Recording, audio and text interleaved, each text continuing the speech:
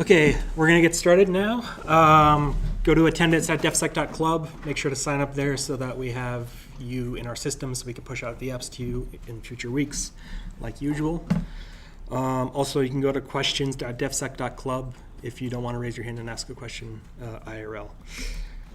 So the sign up for the first CCDC mock is still open. It's going to be 2 to 5 p.m. on October 19th in Beacom. This is your last chance to sign up. We're going to semi-close signups at midnight tonight. So if you sign up after midnight tonight, we might not be able to put you on a team. So sign up as soon as you can. The sign up link is there. I also posted a thing in Slack about it.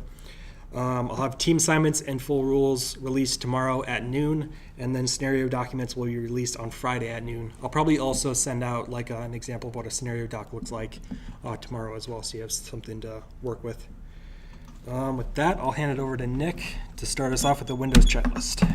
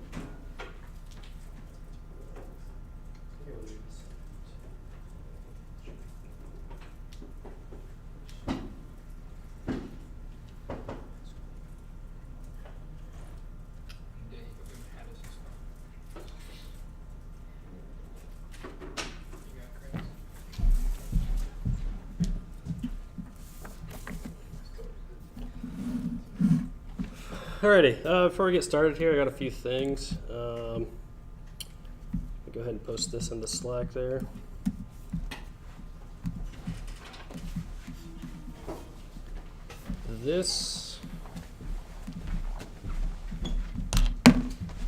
So the checklist document's going to be located at that link right up there. And that's kind of what we're going to be going over today. And also, the Madrid lab on campus is going to be delivering a talk about securing a Windows environment and all that stuff. And I figured that'd be pretty interesting for you guys to take a look at. And also, in the future, hopefully I'm going to have a Suricata session and kind of go over the basics of Suricata and maybe some threat hunting and things like that. I'm going to be going to a training in Amsterdam here in a little bit in 2 weeks. And I'll kind of share some of that stuff with you guys. So yeah, with that, let's get started. And please don't ask any dumb questions. So what we have here is a Windows domain. If you guys don't know, if you don't know what pfSense is, basically that's our firewall. It's going to be our gateway to the internet. Our Windows 10 box, we got a Windows 7 box here, a Windows 8 box, and a Windows XP box. And then finally, this Windows server right here is going to be our domain controller. So this checklist that we have is essentially going to go over how to secure a full-on Windows domain. It's kind of a lot of the practices and stuff that we've used over the past couple of years.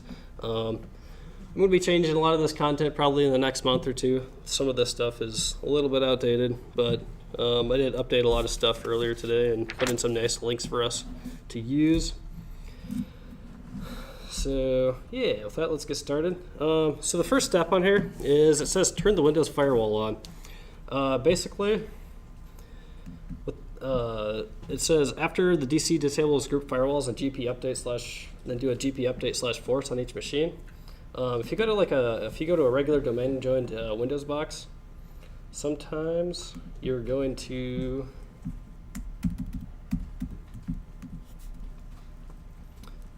come across your Windows firewall will not be able to be used because it's going to say that your administrator controls some of the settings. So heaven forbid someone actually throws a Windows 8 box on your machine, on your environment. But to get to that, you just go firewall Just type in firewall. And it'll take you to the firewall. You're going to go click use recommended settings, but that's going to get blocked, and it's going to say that your administrator controls all those settings. So what you're going to want to do is head on over to your domain controller, and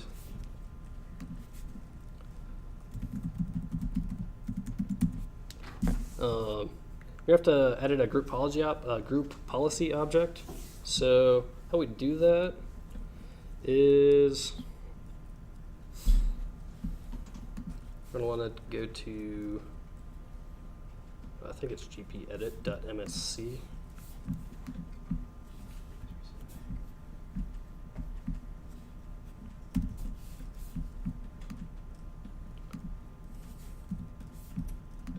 Let's let this guy boot up a little bit.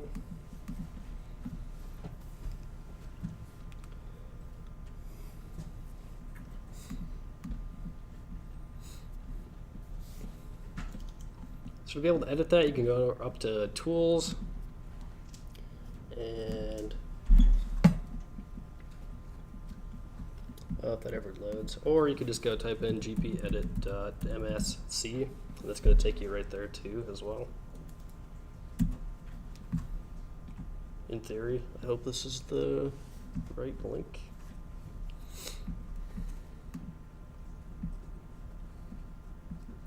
Oop, that's the wrong one. Okay, never mind. Don't do that. That's the local group policy one. You don't want that. Let's go to group policy management from the tools section up on the server manager. And then you're basically going to be faced with this thing right here. You're going to go click down to the domains. You're going to find your default domain policy. I mean, it's probably going to be somewhere else. It's probably not going to be named default domain policy in a regular environment. But basically, just right click on that, click edit, and then you want to go down to, I think it's policies. No, yeah. Windows settings. Hey, Nick, can we pause for a second? There's an issue with the VM. Yeah. If I can, if you want to just you can just show them how to fix it here. Your computer, it doesn't matter. Okay, so there's a small issue with the VApp. If you go back in here, right click on your pfSense box and go to Properties. Then under Hardware, go down to the NICs, and then for the vCloud Internet interface, that's the first one. You want to reset the MAC address, which is on the right side. You can't do it because it's powered on, but yeah, you want to reset the MAC address, hit OK, and then once that's finished, you should be able to power everything on. Yeah, there should be a button off to the side, to the right, I think, or underneath it or something. Yeah, if you just click on the Mac, and then it'll have a reset option. It's like you're choosing Yeah, Okay, perfect. There you go. So yeah, let's see here. Actually, I think it's under Windows settings, security settings. Right.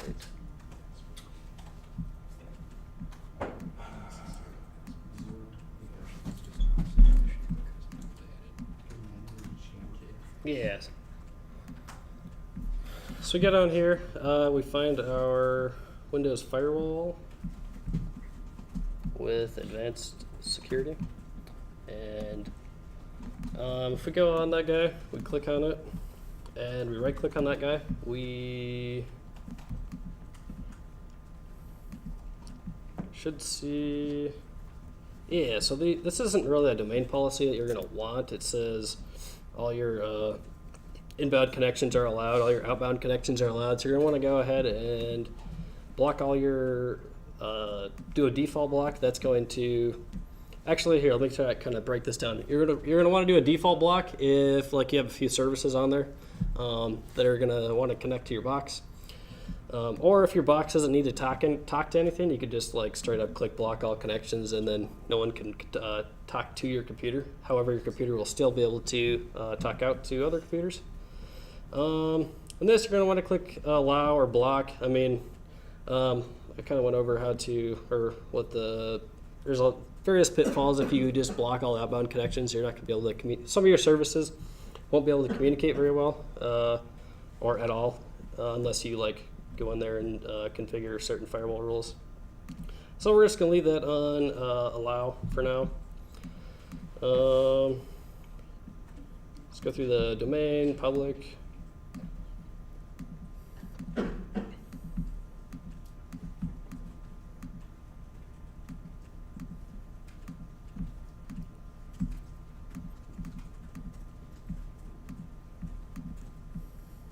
And there we go.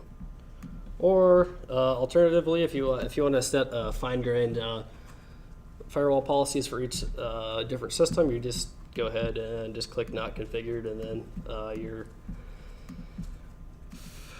your computers will have the freedom to go configure their own firewall rules and stuff like that, which is typically what you'll want in a Windows environment or in a CCDC style environment.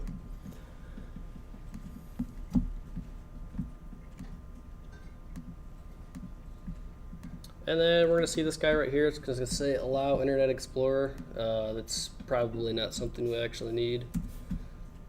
If we look at it further, it's going to say like, oh hey, it's actually going to allow all ports 1 through 65,535 to go talk wherever they want. So that's not really a firewall rule you're going to want enabled. That basically means you don't have a firewall almost.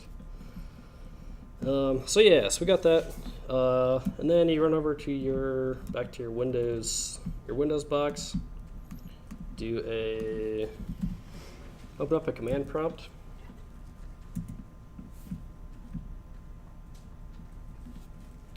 Do a GP update /force. It's going to update your group policy and stuff like that, and if everything went good, you should be able to, your firewall should be turned on. However, that doesn't it looked like our GB update failed.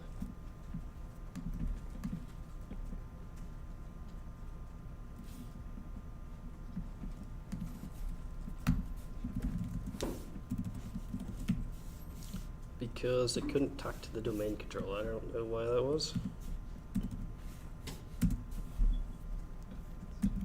Okay, that's really weird.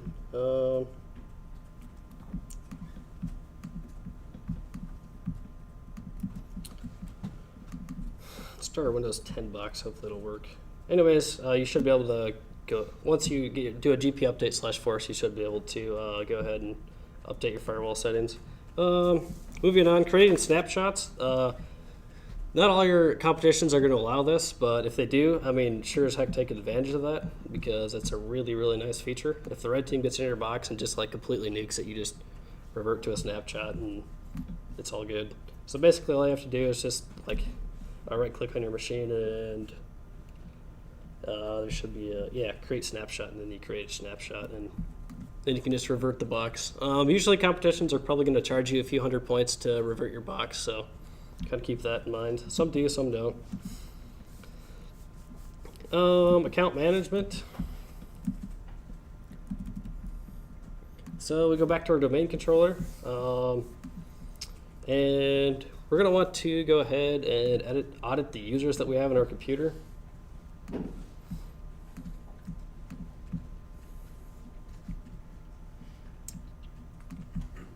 So to get to that, you just go to Tools, Users and Active Directory, Users and Computers. That guy's going to come up. Basically, as Andrew stated 2 weeks ago, I think it was, all your users and your groups are basically going to be in the same field of view, in the same pane, so kind of got to keep that in mind. So we're going to go ahead and look at like who's in our domain admins group. So members, we got Bob Arnold. We don't really know who that guy is. There's no description. Unless he's from IT, you're probably not going to want him on there. Just go ahead and remove that guy. You probably don't want Russia or anyone in your domain admins group as well. Just go ahead and delete that guy. You're going to keep your administrator on there because, well, they're the domain admin. And Sally, we also don't know who Sally is, so we're going to want to remove all those people. You just keep on going through all these guys. Like your domain users, not your domain users, like your enterprise admins. Well, you're going to have a whole bunch of other members in there. You're going to remove everyone. Brian from IT, seems legit. I'd keep him on there. Remove Bob Arnold. Remove Russia. You probably don't want them guys interfering in your domain controller.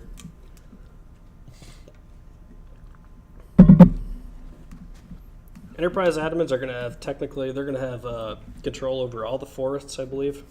And domain admins are just going to have control over a single domain, if I read that correctly. And yeah, you just kind of go through here. You probably don't want Russia on your system at all. That's probably a fake account. Sally, she seems legit. I'd keep her. The CEO, that seems like a legitimate account. Keep that one. If you see something like the government, you probably don't want the government on your system, so you're going to go ahead and delete that user as well.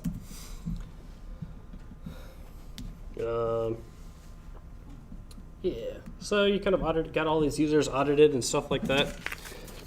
They probably don't have, they probably just have default passwords and really junky passwords, 2-character passwords, bad passwords, and that kind of deal.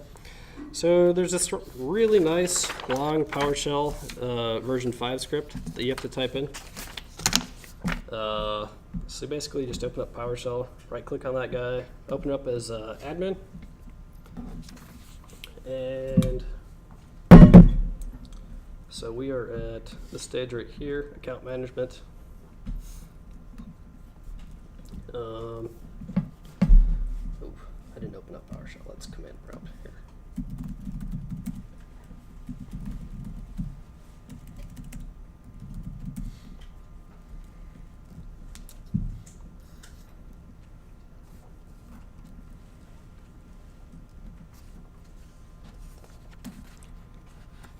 So the command to the PowerShell CMDlet to do that is going to be on the 4th page of that checklist.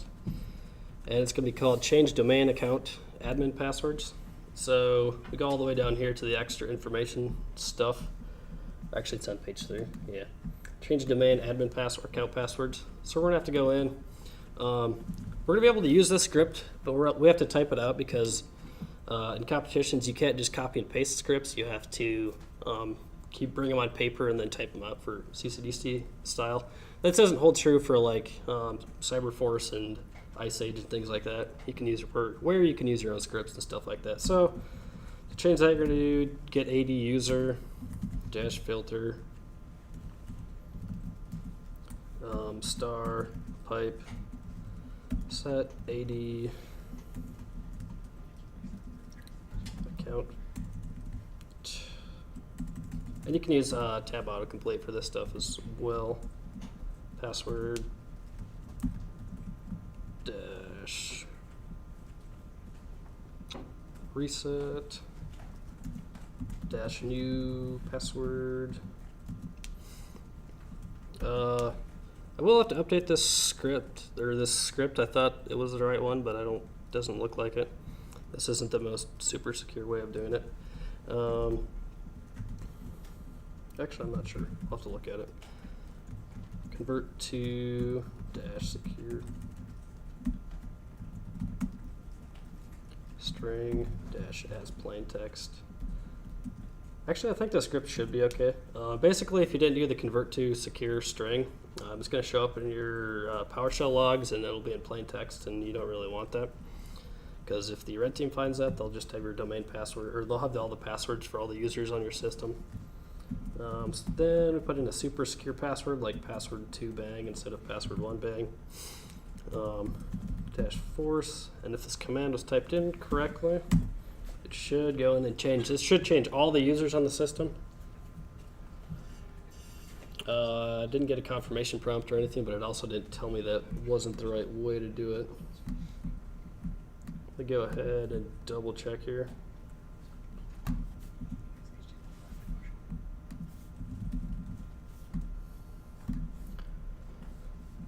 So what I did is I just opened up PowerShell in the command prompt, but You can also open it up in regularly. That's a nicer way of doing it. Well, okay.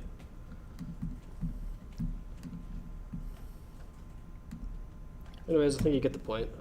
That should change all the domain passwords to password to bang. And then after that, you're going to want to go ahead and change your domain admin password. You don't want your domain admin password the same as all of your users and things like that. So I think I saw that open. Yeah.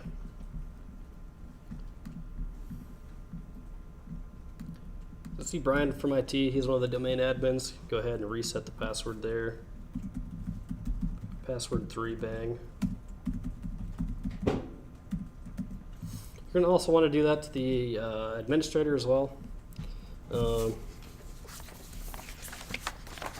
So yeah, I think that should pretty well sum up the account management thing. Set passwords for all user accounts, rename built-in admin accounts, check file sharing permissions. Oh yeah, so like if you have a shared folder on your computer, you're going to want to make sure that it doesn't have access to like anyone, unless it's like a super public folder that you want public, I guess.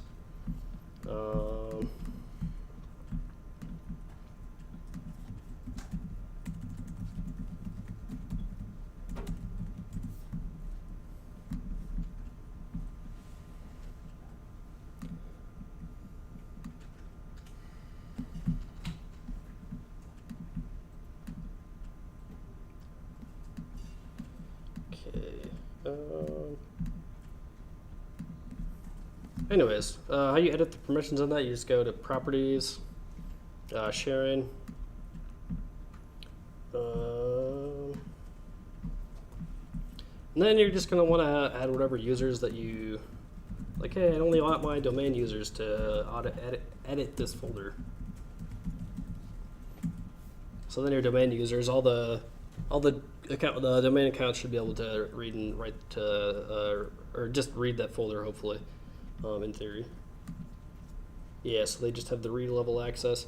And when the scoring engine, it's just gonna log in with domain accounts. So you typically don't need unanimous access to this. So boom, and you have a shared folder that only administrators and the domain users can access. So install firewall and defense software.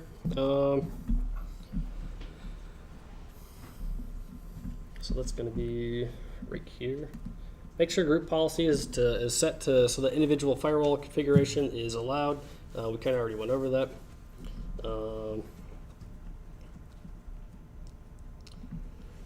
Check external facing services. Basically, if you have like an IIS server running, or FTP, or www server, or HTTP server, you're going to want to go ahead and check the stuff, the contents of those folders, and make sure there's not like PII or anything like publicly exposed. Sometimes you'll have to go in and like edit your web code, your coding for the web servers and stuff like that, because they'll have like super bad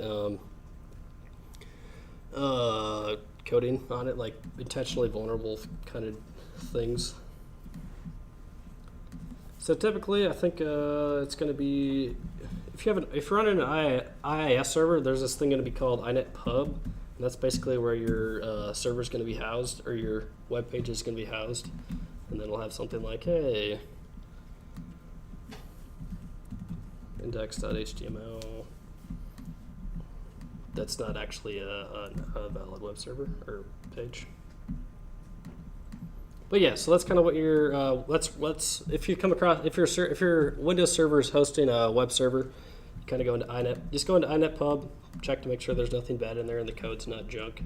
Also, just make sure you have backups of like inet pub, because if you edit something in the scoring engine, check all of a sudden goes down, that means that something went wrong, and you're gonna have to like go back and put your backup back up there. Also, let's see here. Check external facing services. Oh yeah, okay. So you're gonna want to see like if your computer isn't like just casually has like a netstat or a netcat listener or SMB share or anything that you just don't want on there. So what you can do to check what ports or what services are listening where is you just type in like netstat -a, I think. And then this is actually normal, believe it or not. I think that's just that's how the domain controller. Because we're running a DNS server, it has all sorts of ephemeral ports. The guys above 64,000 listening on there, so that's okay. DCL1 LDAP, that's normal. All these guys look pretty normal. Port 389, that's also normal. Whole bunch of random ephemeral ports. You're going to want to kind of dig into those and make sure there's not any bad processes running on that. I think how you do that is you like put a TAC-P or something like that. No, that's just going to show us the process ID.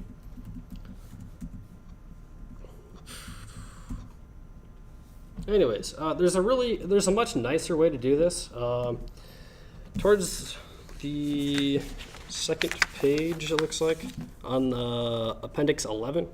There should be a Komodo Cleaning Essentials bit.ly URL shortened link. That's going to have Komodo Cleaning Essentials on it. And basically, this is a really nice tool that I went over it before in the earlier modules. To download that, you just go to http://bit.ly/2fa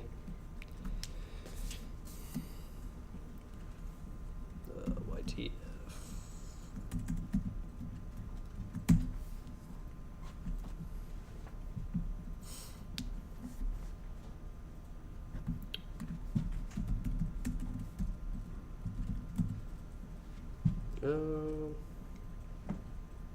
You have enhanced security.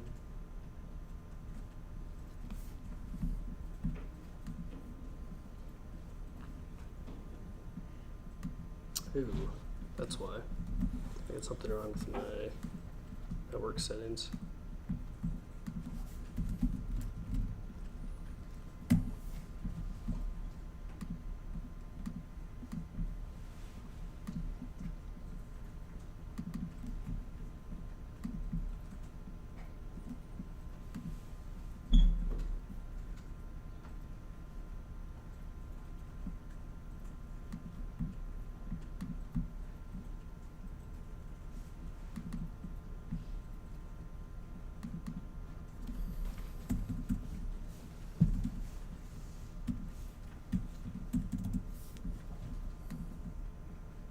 You might have to change your DNS server to get this. I thought that it would work, but apparently not.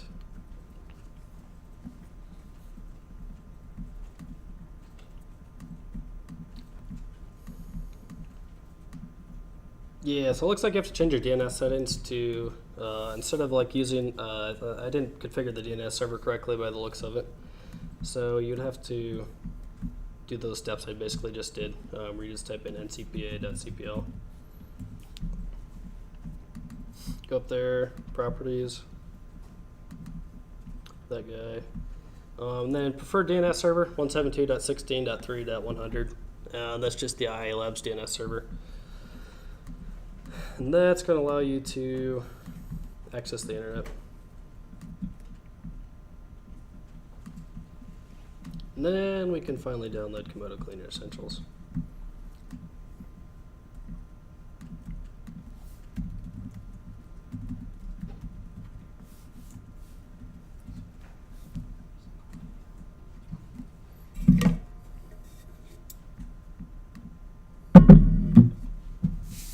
Unless our bit.ly link is no longer active. Did you mean to put bit/ly or bit.ly? Bit.ly, of course.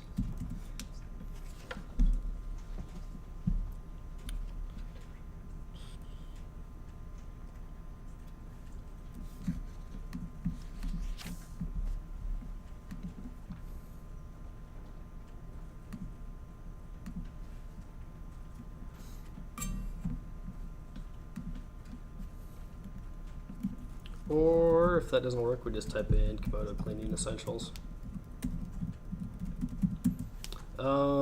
Basically, what's going on here is I should have installed Mozilla Firefox instead of leaving this guy on here.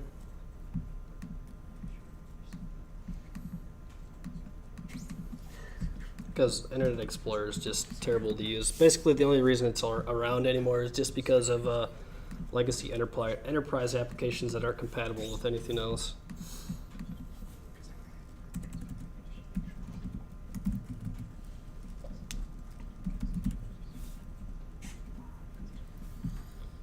Gosh, oh my goodness, this is terrible. Let's just do this. And don't ever use Bing for anything. Bing is terrible as well.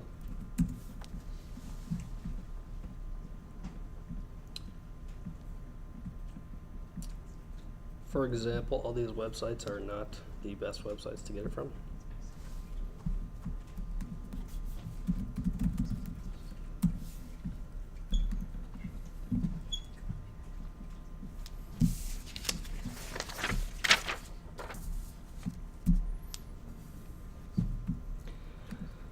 But yeah, basically, Komodo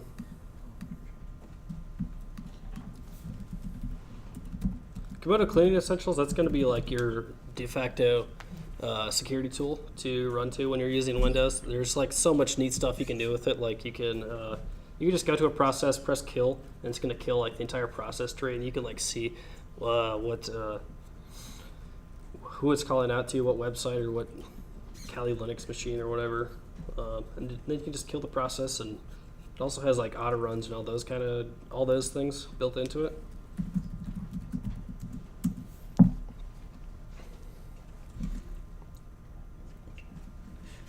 And I'll update this Windows domain later. So like if you want to pull down a nicer Windows domain that doesn't have broken everything on it and nicer features, it'll be a nice place to practice stuff eventually.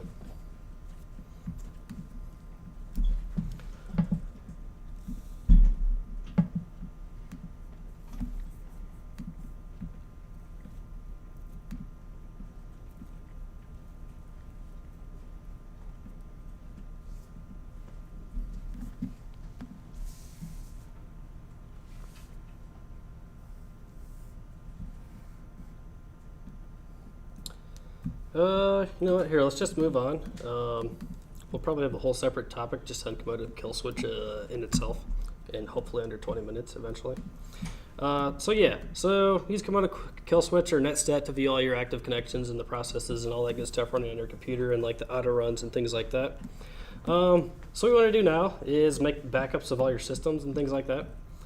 So, like I said, you're going to want to take your inet pub folder. That's going to be your HTTP server. You're going to want to copy that, throw it onto like an external share, or maybe on a local file as well, preferably on an external share where like someone else can like quick steal it and kind of hide it in their system so you can use it later if you need to bring it back up. Also, typically your domain controller is going to be running a DNS server. And if you don't have DNS, your whole domain is basically fucked. So this is kind of essential to back up in case it does go down. First off, to access your domain or your DNS items, usually your domain controller is going to be your DNS server because it works best that way. And then it's just going to forward all the queries off to like some other server for everybody else. So you're going to have all these guys, your forward lookup zones, your reverse lookup zones. We could have an entire day on DNS, so I'm not going to get too far into it today. Basically our zone that we're going to want to back up is checklist.lan. So the command to do that should be in Appendix 6. So you just type in DNS cmd. Your zone name. So our zone name was checklist.lan, which also happened to be our domain name. Zone export. I think this is still, checklist.lan. And then this backup folder right here is going to be sort of in your system. It's going to be sort of in system32 DNS/backup, and then you should be able to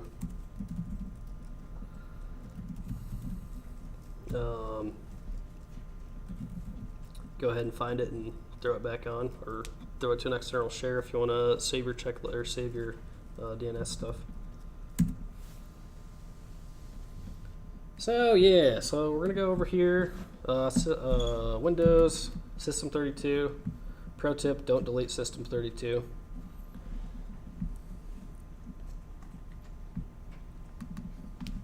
Go to your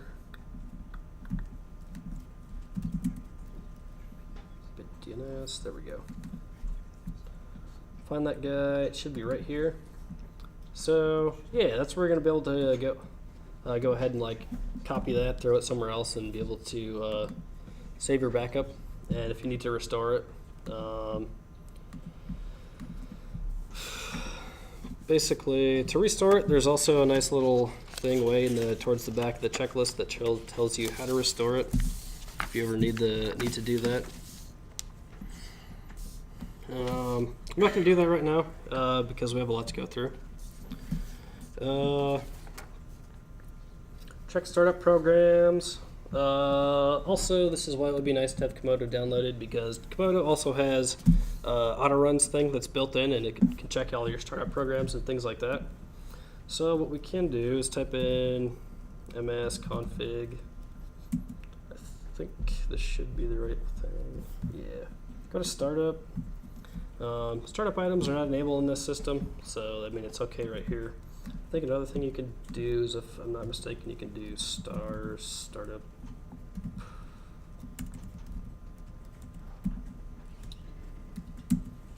Nope, that's not it.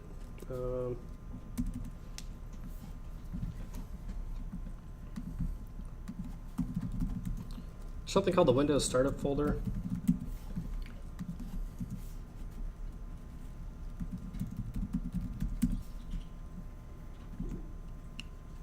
There we go.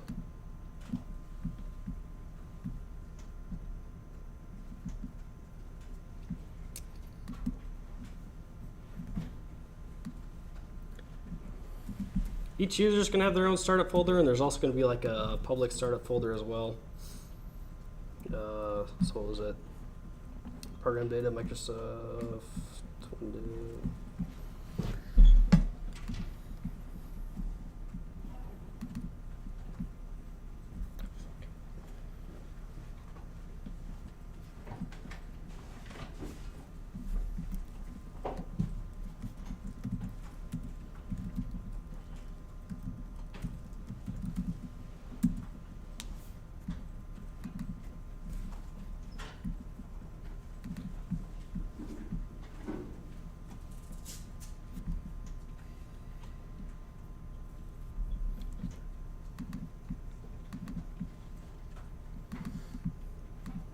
And there's like I can't remember the fancy run command to get to it, but like basically you could type in run. This guy right here, and there's a certain command you could type in, and then you can it'll show you, it'll pop up right there. So this is going to be the global startup folder. Basically anything you throw in here, like any exes or a payload or anything like that.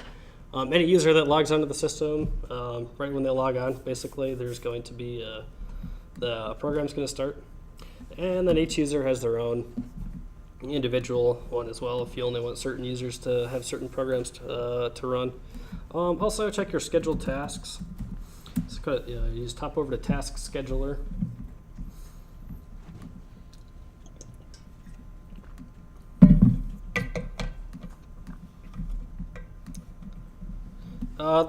Task Scheduler, basically, Red Team can use this to establish persistence. I can like have a binary or a payload or something just run every time you log on, or every 5 minutes or something. That it's just going to sit there and persistently call back to them. Or they may have a program that just consistently turns your firewall off or something like that.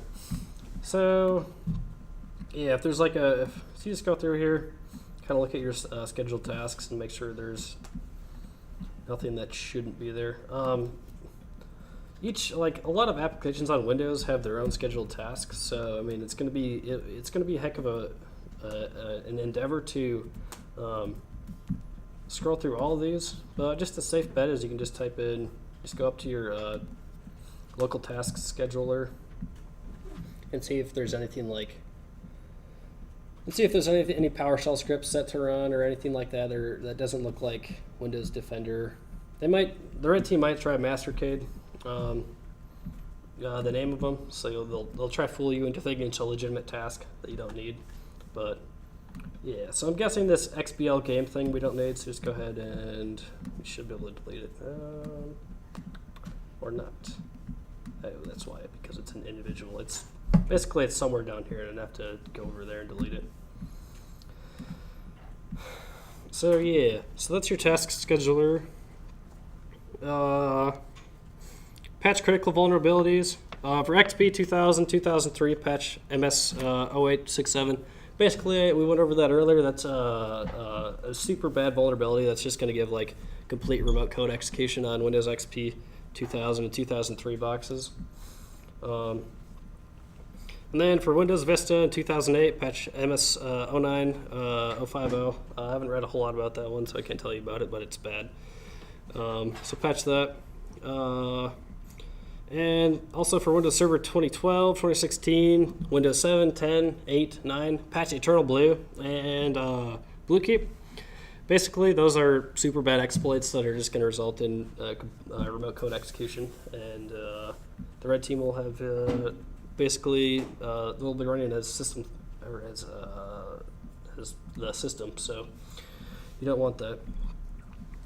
To do that, you just go to Windows Update, or you can apply individual,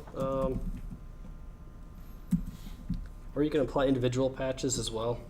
Sometimes, like a competition, they're going to have we'll have a separate web interface or a separate server hosting all of these tools and patches and things, and you have to go in and install them yourself. So, like, hey, this 2017-17, I think that's actually the.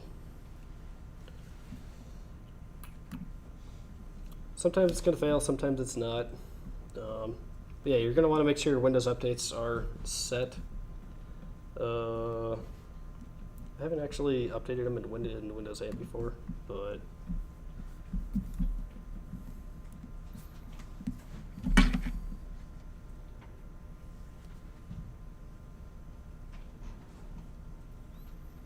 so we have a question here. What prevents Red Team from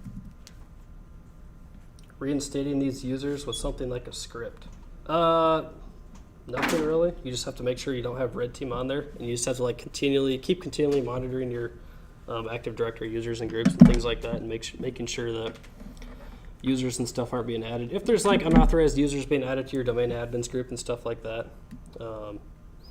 basically that means red team probably has a shell on your machine. You're gonna have to go and find them and kill them, or find their script and destroy their script in either scheduled tasks or something like that.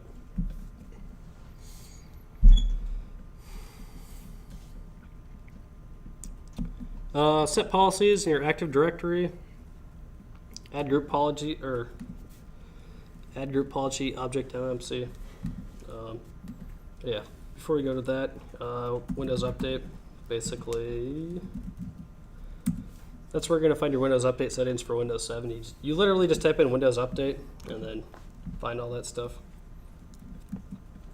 But yeah, moving on to the set policies in Active Directory. We're going to want it to go back to the domain controller and edit some settings here real quick.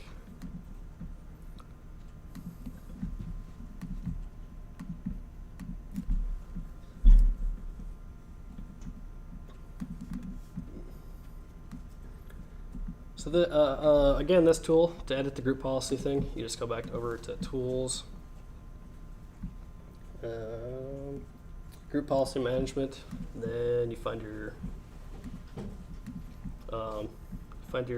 group policy, your domain group, default domain group policy, or whatever your group policy you're using, and then you go ahead and get over to the editor.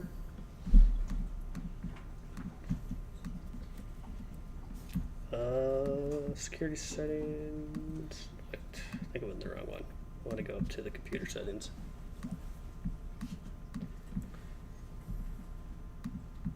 Yeah, here we go. So yeah, so we're in this view up here. We're going to want to go to account policies, password policy. We're gonna go ahead and edit all these. This is basically gonna edit the local group or the group policy for all your domain joined computers. And so basically you can go through here and edit all these guys. Password must meet complexity requirements. I find password complexity requirements to be quite annoying on Windows, honestly.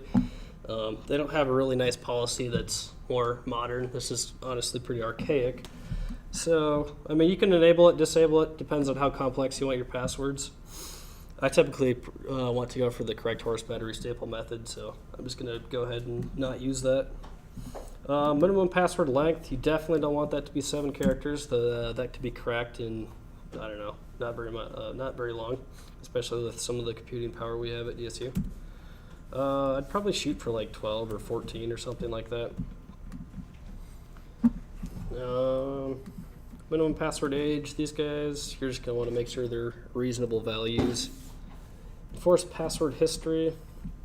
You could keep 24 passwords or you could do 3. They recommend 3 minimum passwords remembered, although the more you have, or the longer your password history is, the less passwords that can be you don't have to worry about password reuse, basically. Password reuse is basically where someone takes their old password, puts it back in as their new password, and calls it a day.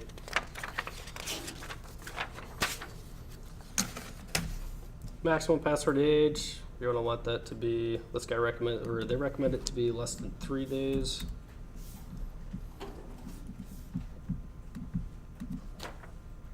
Gosh, okay. You just kind of go through there, make sure all your stuff is good. Reversible encryption, that's also going to be, oh boy, let's go back here.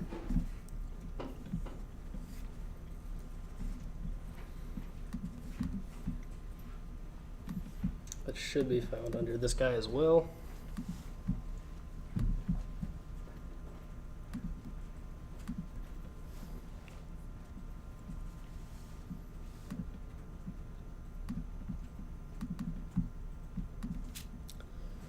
Basically, storing your passwords as a reversible encryption is exactly as it sounds.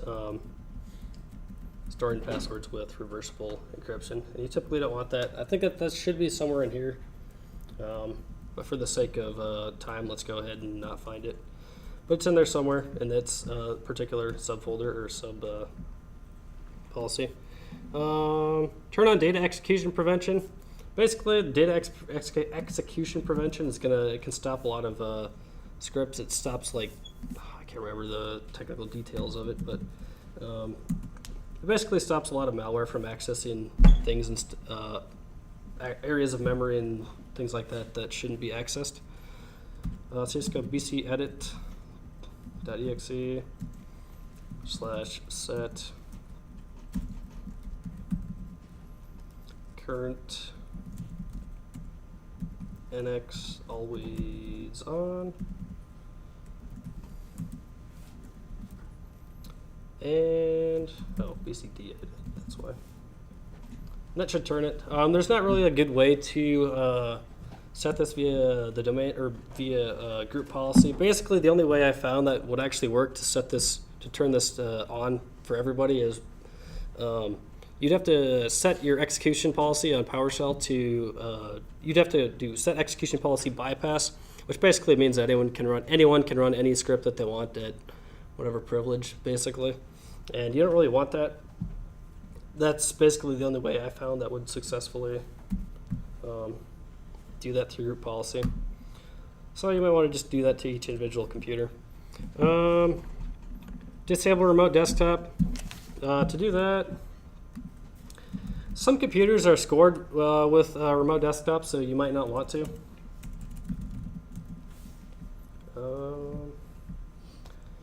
Let's go here, allow remote access to your computer. You can do allow or don't allow, depending on if it's a scored service or not. If it's a scored service, you're going to want to make sure this is on, but you're also going to want to audit the remote desktop users, which is basically, that's one of the, there's a whole group policy object for that, I believe. And Then there's a whole bunch of nice security tools you can download. Commode Cleaning Essentials, definitely have that one. Sysinternals has a whole lot of nice things in it. We could spend an entire day on that. MBAM, Microsoft Security Analyzer. That's one of Microsoft's tools for checking a system. Just basically they check for bad stuff. And then Malwarebytes and Antivirus, they check for bad stuff too. I haven't really used EMAT 5.5.2 a lot. You can download that. Basically, this is a whole bunch of late game stuff. So just as you're on your feet and all that good stuff, just make sure you have all these guys downloaded. Remove unwanted viruses and software. Basically, just make sure there's no bad programs on there. Type in like uninstall, add or remove programs. Another really nice thing you can do is just download CC Cleaner. They have a lot more fine granular control over what you can remove and stuff like that. It's really nice. Remove unneeded Windows components. Like, so if you're running a www server on a domain controller, you want to go ahead and just straight up delete that.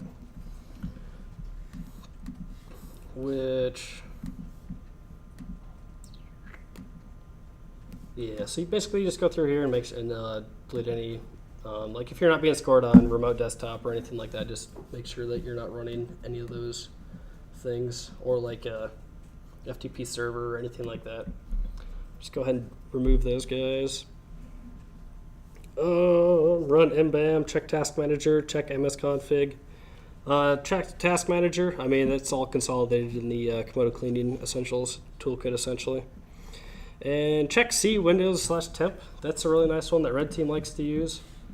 It's a nice place for them to store their binaries and things like that.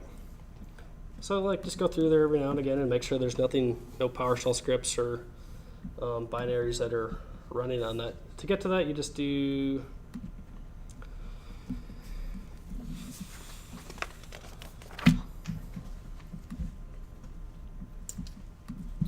go to File Explorer. Oh my goodness, I started a million of them.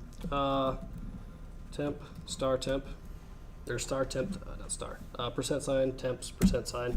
It's going to take you right to your temp folder. Basically, if you don't need any of this stuff, just like delete it. And yeah, just make sure there's nothing bad in the temp folder. And basically the rest of this is just a whole bunch of really nice commands that you can look at and use at your discretion. They've got a nice tutorial on how to restore your DNS server. And yeah, so that's basically what you want to go through, or that's basically what you want to do as you're going through a Windows domain. This is a general guideline. I mean, you can come up with your own stuff, but a lot of these procedures and stuff have served us pretty well over the past couple of years. Yeah, like I said, over the next month or two, I'll probably get this cleaned up, updated a little bit, but yeah, so that is how you are going to secure a Windows domain. Thank you.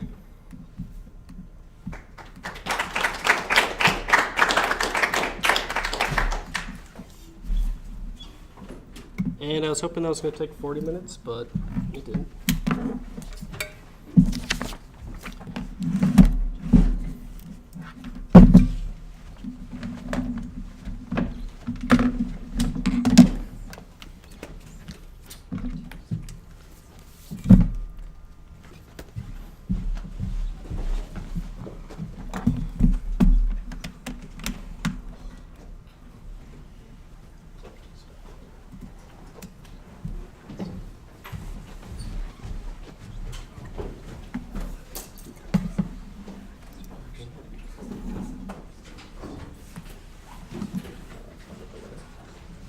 They got nice guys.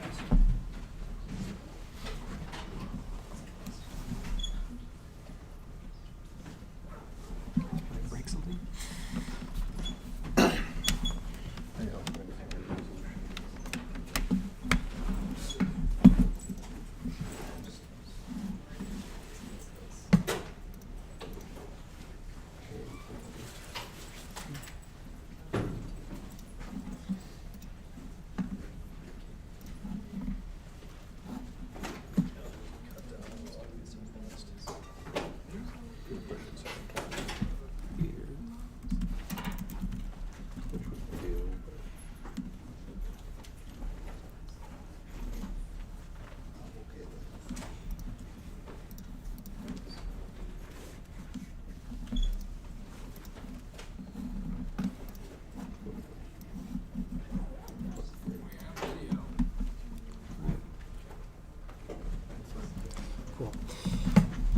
Okay, so for my portion, we're going to go over the Linux checklist plus a little bit with the scoring engine. Obviously, I put out a video on the Linux checklist for Cyber Conquest. So we're going to cover some of the same stuff, but hopefully with this, you can get a little bit more like hands-on experience using the scoring engine, changing your passwords through it and things like that. So that makes things a little bit easier. As always, questions.defsec.club. So let's get started. So we're just going to jump right into the VApp.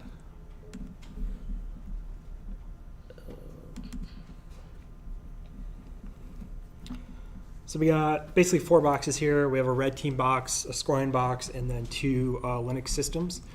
We're going to go over the checklist on the share system, which is a CentOS system. And then I'll leave the web one for you to do on your own if you want to like practice before the competition. So you can do that there. So the scoring engine is just running the scoring engine. If we pull that open, and we can see, we'll open Firefox and go to localhost.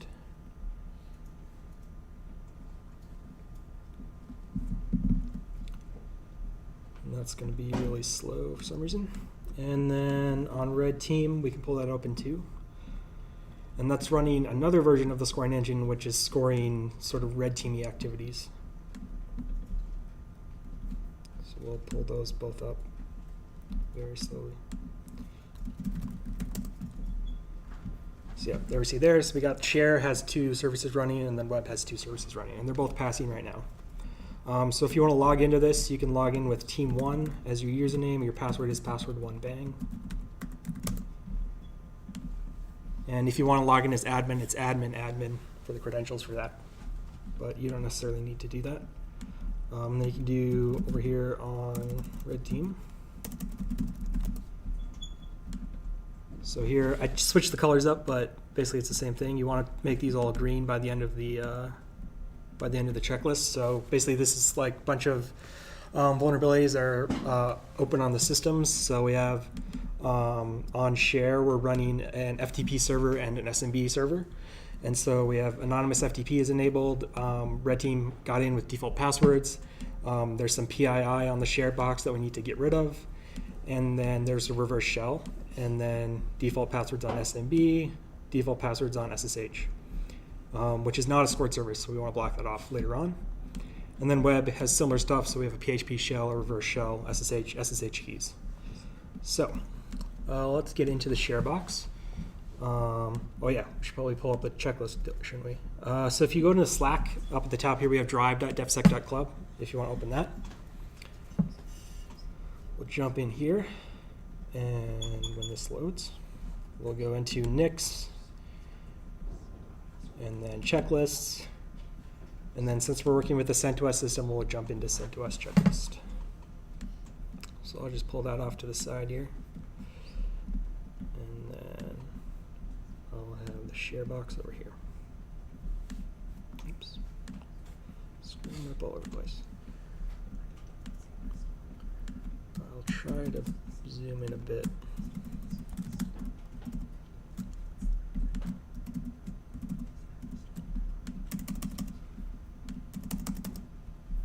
I broke it. Okay.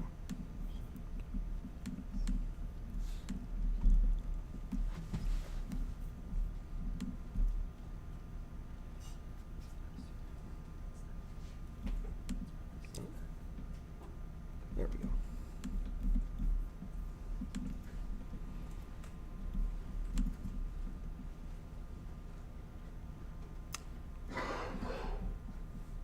I think it might be doing the thing where it won't load. Oops.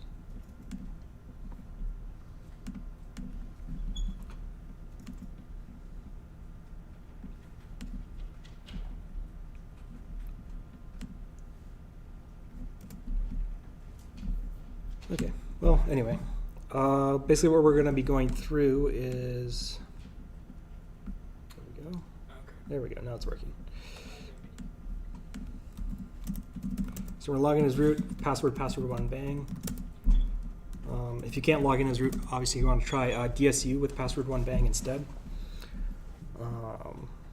Is that visible? Good? Okay. So at the top, you do some initial state stuff. This isn't securing things so much as setting a little bit of a baseline for yourself. You want to do this basically as soon as you get onto the box, because red team's going to be in there within like minutes, and they're going to start messing around with things. So you want to have sort of an initial state backed up somewhere, so you have that information so that you can look back on, see what's different based on what was there at the beginning of the competition bit, and then what's there later. So the first thing we want to do is do a PS aux. This does is it gives us a list of processes that are running on the system. So we'll do PS aux, and then we'll just pipe that into a file, root ps.list. And then lsmod is sort of similar. It lists all the kernel modules that are loaded onto the system. You're probably not going to see anybody messing around with kernel modules in our mock competitions, unless one of our red teamers decides to get really down in the dirt. But at nationals, we've seen it in the past, so it's something to look out for. So these are like low-level things that can be very, very sneaky. So we'll do lsmod.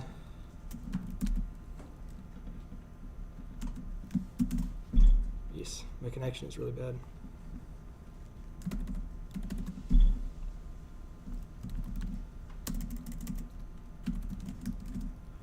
Mod.list. And then we'll cat etc password into users.list. So I'll give us a little bit of a baseline for what users are on the system. Obviously, if red team gets in here before us, they might have added stuff in there already. So like you can't like take any of this as like this is golden, because red team gets started at the same time you get started. So if they beat you to the box, they beat you to the box, and things could be a little bit different. So first thing we want to do is change the root password. So we just do PASSWD to change that. You change it to whatever you want. Oh, it's too short.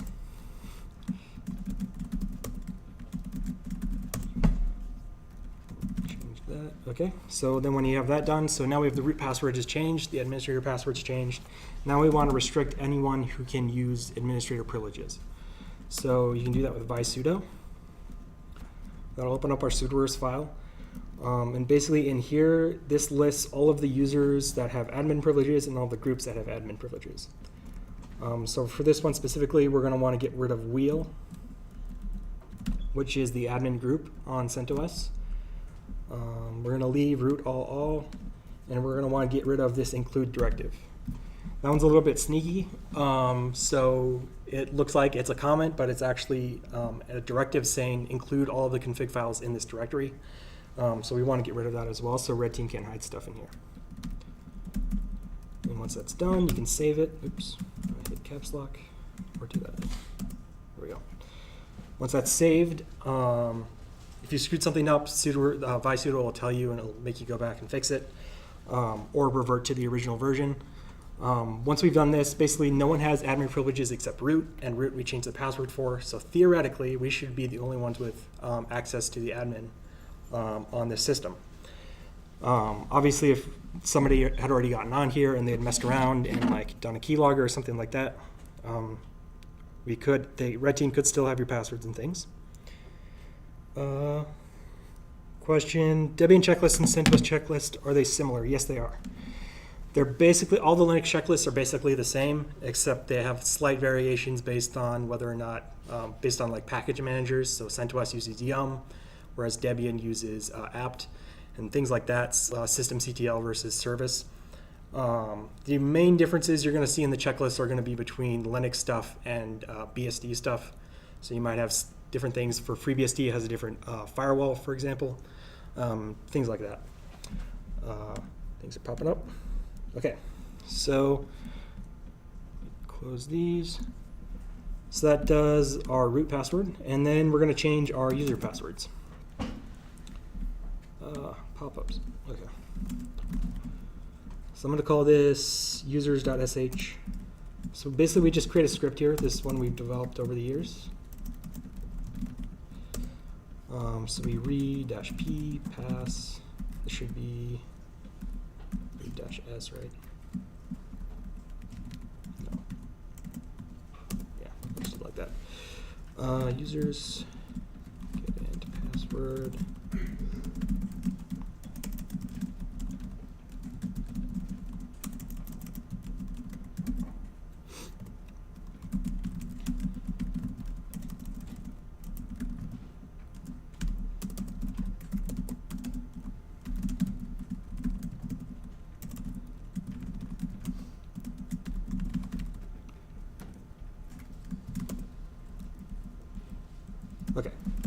So to sort of explain what this does, this is a little script. Basically, the first thing we do is we read. The attack P is for a prompt, and for a prompt, we're just going to use a colon just to keep it short. And then we're going to store that, whatever the user types in, into the variable pass. And then we do this big monster of a command. And what this is doing is getInt password grabs all of the user information from etc password or whatever other service you're using. So if you're connected over LDAP to like a domain controller or something like that, it'll pull in users from that as well. Then we're doing a grep-tac v root, which removes the root user from that list because we don't want to change the root user's password because that might be different from our user passwords. And then we do a cut-d, that's a delimiter, so we're cutting on colons. So we basically, it's like a string split. So you just split on the colons, and then we're grabbing the first piece of that. So that's what the tech F1 does. So basically we're grabbing, if we just run this by itself, we do getInt password, it looks like this. Grep-v root, you're not going to be able to see because it's way off the screen. And then cut-d, one looks like that. So we're basically just pulling out all of the usernames from that list. And then going in here, this is just a simple for loop. So we grab for every user in that list, we're going to echo the username, colon, the password to ch password, which is a utility. It lets you change passwords really quickly. So you were just passing the information off to ch password, and it changes it for us really fast. So then we'll just run this. I call it users sh. And we'll do good password. That. And it'll run for a little bit, and then when it'll finish. An important thing, you might want to clear that. It doesn't really matter that much. It's in your terminal, but nobody's going to be able to see it, really. Because it's not on the command line, so it's not going to get stored in your bash history or anything like that. So, really important part now. We've changed user passwords, so that means we have to change them in the scoring engine. So we're going to jump over to the scoring engine. We can already see that the share FTP has failed. Share SMB has not failed. If you remember from the SMB talk, I think, what was that, last week? The SMB passwords are stored in a different location than the system passwords. So those have not been changed yet. But we can go in here and we can do a password change request. Jump in here, do a new request, and then we're going to do it for the service share FTP. We're going to change all user passwords on this to the one we changed it to, like that. And then we'll submit. And then that'll be pending for a few seconds, no more than 30, and then it'll be complete. And then if we come back here, that should eventually come back up. They have it checking every 20 seconds, so I'm assuming I changed the password correctly. Yeah, it worked. So now we're back to green. And if we jump back to the red team, we should see one of these go green. Yes. So now red team can't log into FTP on share, and they can't log into SSH either because we changed those passwords.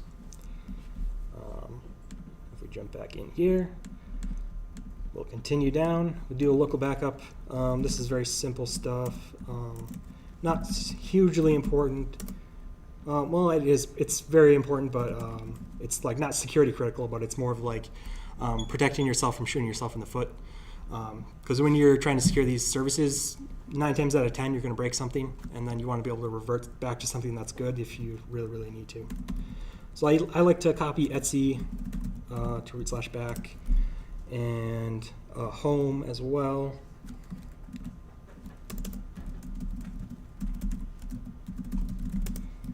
And then if you have some other configuration files somewhere, say, or like service files that you're serving to the public, so if you have an FTP share, you're going to have a data directory somewhere. So you got to figure out where that is.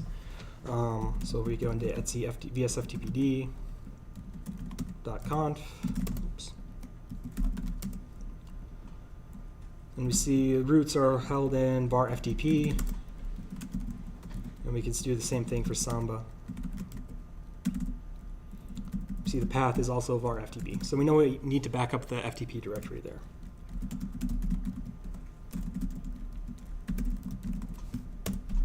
There we go. So that's our backup, our local backup anyway. And then we need to change application passwords. So this is where we go back to our application checklist like we saw last week. I won't run through all of this. I'll just do the password changes on Samba. And I'll leave the other stuff to you guys to work on your own. So we'll just run this quick script here. Actually, we can even just modify the one we already created.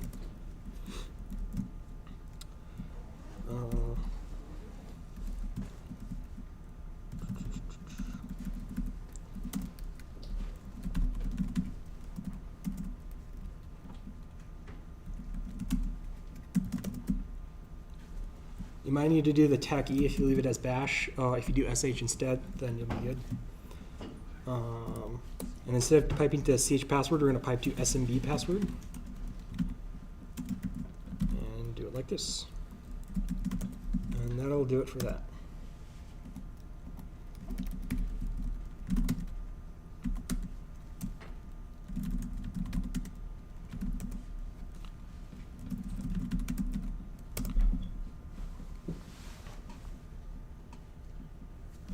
And since I'm pulling in all the users from Etsy password, it might fail for some of them, but that's fine. And then once again, we're going to need to go back into the scoring engine and change passwords again. So we'll do password change request, new request, share SMB, all good password.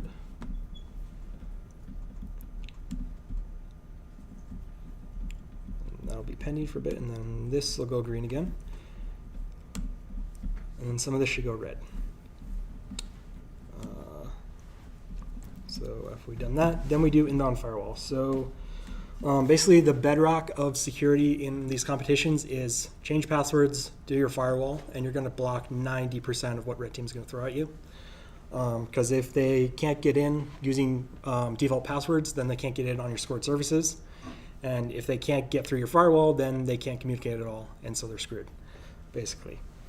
So this is going to get you 90% of the way there. So let's pull up the firewall checklist. Not the checklist, but the firewall script. Is that in here? There it is, firewall script. Do IP tables. And we'll just run through this pretty quickly. So we'll do IP tables -f -x. Now this part can be, you can switch things up a little bit here if you want to. If you're on a local system, this can be safe to do set the policy to drop for everything. Otherwise, you might want to do your rules first and then do your policy at the end, but you can do it either way.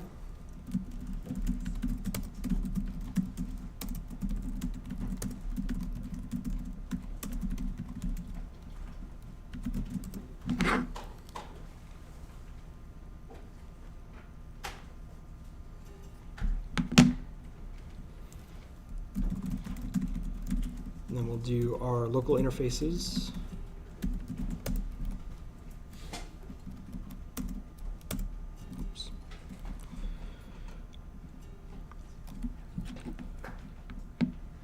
So we had a question, shouldn't priority be to drop IP table to do drop in IP tables before changing passwords?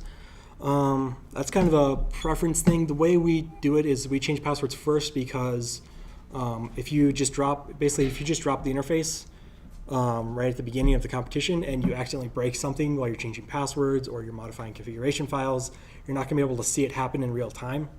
And then when you bring your firewall back up and you're communicating again, things might be broken and you don't know why. So we try to do firewalls sort of after the actual password stuff so that we don't accidentally break things in the meantime.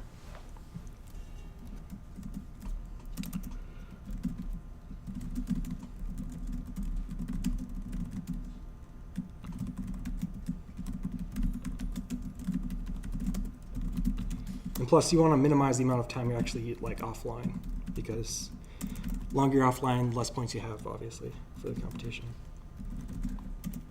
So then we do related and established states.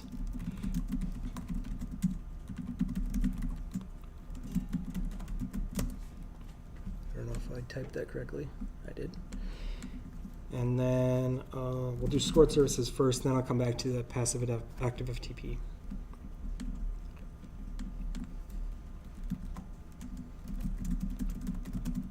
So we're running FTP and Samba. So we need port 21 for FTP. I forget, what's the Samba port? 3.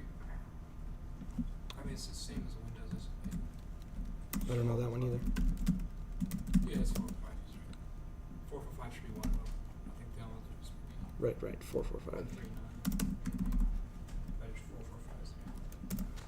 So 445, and then we'll do our passive FTP ports.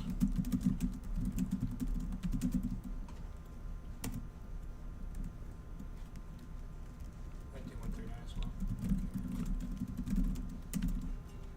We'll see if it breaks on the scoring engine.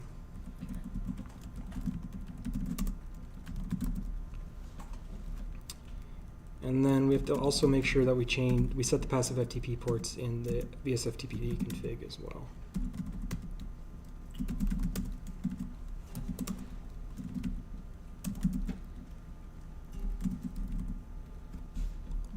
To make sure I have the right syntax.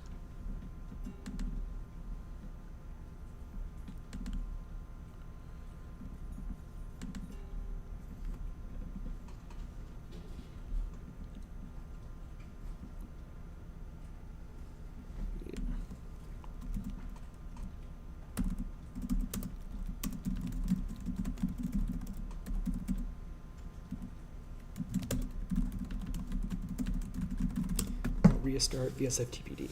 Now let's see if anything broke. Looks pretty good.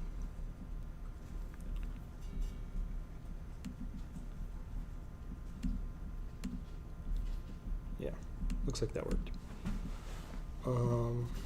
So you want to be looking at the scoring engine like throughout the entire competition. Just keep looking back at it to see if things you're doing are causing things to break as you go. Then you can do the outbound firewall. This can be a little bit tricky depending on how you want to do it.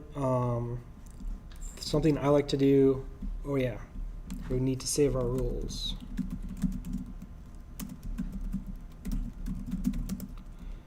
And oops. Should probably update the script to include IP tables persistent.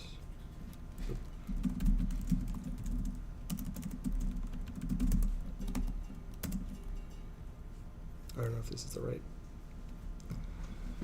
No. Do you know what it's called on CentOS? Which one? The IP tables persistent? I don't know. That's I'll do it the dirty way for now. Yeah. So edit rc.local. And we'll do IP tables, restore, read to firewall rules.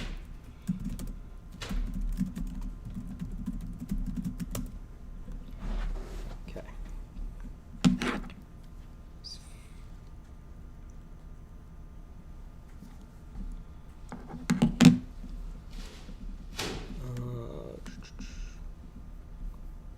lose track of it. There it is. All right. I was going to talk outbound firewall. So outbound firewalls can be a little bit tricky. The general stuff you want to use, so your outbound HTTP and HTTPS, it's very dangerous to actually allow that stuff outbound because red team can use that in order to do reverse shells. So for example, on this box, there's a reverse shell on port 443 going out to the red team scoring engine. So if we allow outbound 443, then we're allowing out that reverse shell. So one thing I like to do is I wrote up this little script here, which you can use that will temporarily allow outbound connections. So basically what this does is it adds some rules to allow DNS outbound, and then HTTP and HTTPS. And then when you're done using it, you can do allow to enable it outbound, and then you do deny as an argument to shut it down after you're done using it. So basically, we just want to allow stuff outbound for as short a period of time as possible. I won't go through running through that for you, but you can check that out on your own. All right. So now that we've done this, we can look at our services. Let me put that back to drop. So I like to do LSOF NPI. You might not have that on your system. People like to use, I guess, netstat NAP. Doesn't seem to exist on here though. But you got LSOF. So this shows the running services that are listening on making connections. So we have SSH running, SMB, HTTP, VSFTPD. We also have a netcat that we caught in the act of actually calling out to the other server. So we can just either stop these services or kill them. So I'll show you how to stop SSH first. So SSH, obviously, we can just do systemctl stop SSH D. And if we wanted to kill it instead, we could do kill.tech9 5061 for HTTPD. And then we'd run this again. It's probably not the best idea to do with Apache since it's got so many processes. 5209, 5210, 5212.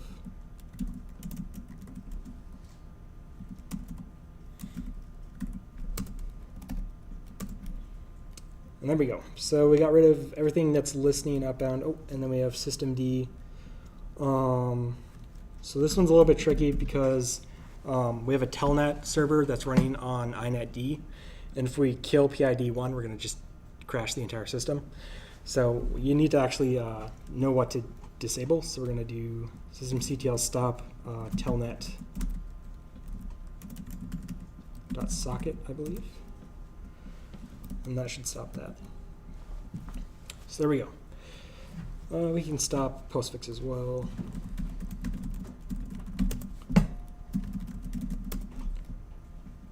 There we go. So now we only have two processes listening, Samba and VSFTPD. Then we can go through and secure your services. I won't run through that since we did that last week and the week before. Then you can do some remote backups. So once you have everything locked down in your configs, then you can go through and like re-backup all your configuration files because you're in a known good state. And then oftentimes you're going to want to push that onto another system. So if you have a backup on another one of your boxes and your box gets nuked by red team, then you can reset up all your stuff on another system oftentimes. So that's a good thing to have. And then just some basic hygiene stuff. So we remove cron jobs so we don't have scheduled tasks running. I like to put make a directory root cron so we have the stuff we can look at it later if we want to. So we move etc cron star to root cron.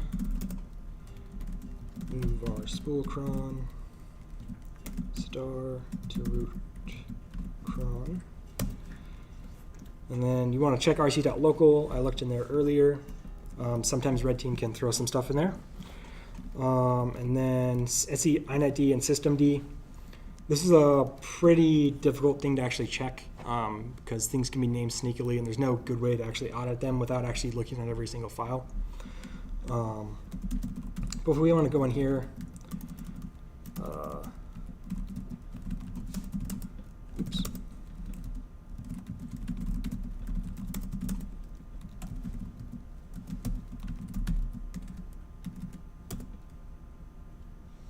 That's weird.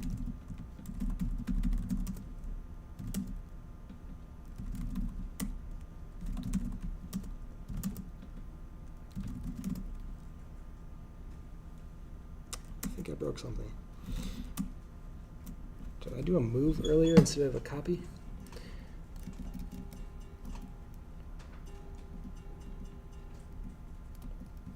Grab bash history.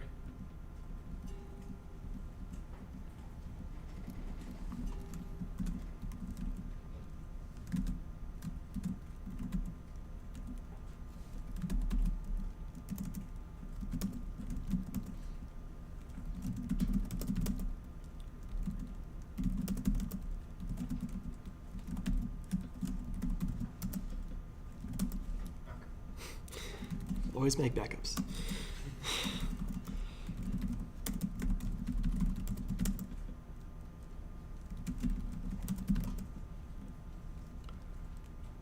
So yeah, so we go into system, and then there's a bunch of stuff in here. In here is a malicious service file. If you want to dig around, you can find that.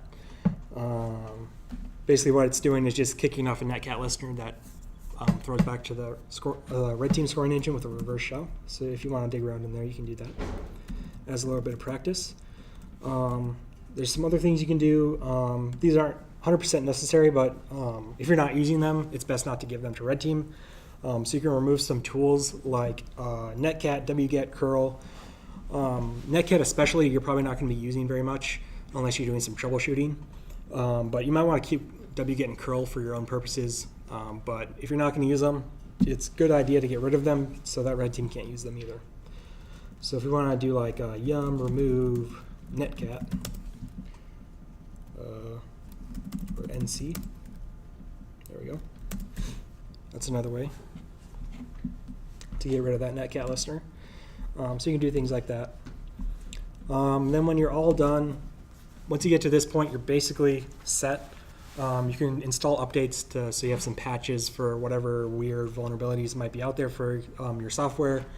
In CCDC type competitions, that's not really going to be much of an issue. It's more configuration based and like software, not like sort of web application vulnerabilities more so, I think.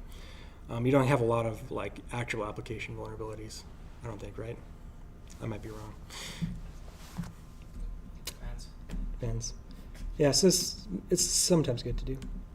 Upgrading the kernel, this can be a little bit rough. If you're running on an especially old system, this might be a good idea, but it requires a reboot, which is going to give you downtime, and then if things come back up and they're not working properly, you might be in a bad spot. But it could be a good idea to do that as well. And then most importantly, make sure you're watching your machine. So you want to be looking at LSOF like all the time. You want to be looking at PSOX all the time, seeing what processes are running, see if new things are popping up, so you can catch them and then stop red team before they can do too much damage. This right here is a really cool command that we got from an alumni like last year, I think. Basically what this does is it looks through and checks to see if they belong to an installed package. So if you like installed SSHD and SSHD is running a binary, we can associate that with the package and say, oh yeah, this belongs here. But if we're running some random like Python script or some random executable, that's going to show up in this, and we're going to be able to see that this does not belong to any package that we installed on the system. So it's probably malicious, but you can sort of look into it and see what it looks like. We also have audit Decesion logging. This is a little bit more advanced stuff that you can look at in the training folder. So we back up a level here. I think it's under Nix, guides and scripts. So we have audit D rules. So we can, audit D is like a really powerful sort of host intrusion detection system. It's very configurable. I don't think we have a very good config setup for it yet. So if you want to like dig into that and make something, that'd be really helpful for the entire club. So basically you can look at and like sort of monitor files, see when people are accessing files, when they do certain syscalls. So if they're like making a network connection, you can log that. If they're doing some other syscall or things like that, you can log that as well. So you can like log when people do privilege escalation. So whenever someone runs su or sudo or something like that, you can log that. So that can be pretty useful. We also have some key logging stuff. I'm not sure I would recommend this necessarily for our mock competitions, but that can be useful in long-term stuff if you want to just like keep track of everything that someone has typed at the terminal. But yeah, there's a lot of stuff in here you might want to look at. That's the bottom line there. And then RPM-VA, this is a really useful tool. So what this does, it's RPM is the like underlying package manager for the system. So on Debian, you have dpackage, which apt runs on top of. So dpackage actually installs the stuff in your system, where apt pulls it down from the repository. On CentOS, yum pulls stuff down from the repository, and then RPM is what actually installs it. So RPM-VA, so the dash capital V is for verify. and then A is for all. So you're verifying all packages and all their configuration files on the system. This takes a long time, and it can get pretty long. So it's usually a good idea to like pipe this into a file, verify.txt, something like that. But basically what this is going to show you is all the files in the system that have been like modified or that have had their timestamps changed and things like that. So this little chart here is very useful for like actually interpreting this stuff. But yeah, I believe that's everything. Does anyone have any last questions for today? I really encourage you to actually mess around with this and try to get this all green. If you can get this all green and also keep your services green on the scoring engine, you'll be in a really good spot. If you want to like look at more scoring stuff, you can log in as the admin over here. Admin. And you can look at like under reports and scores.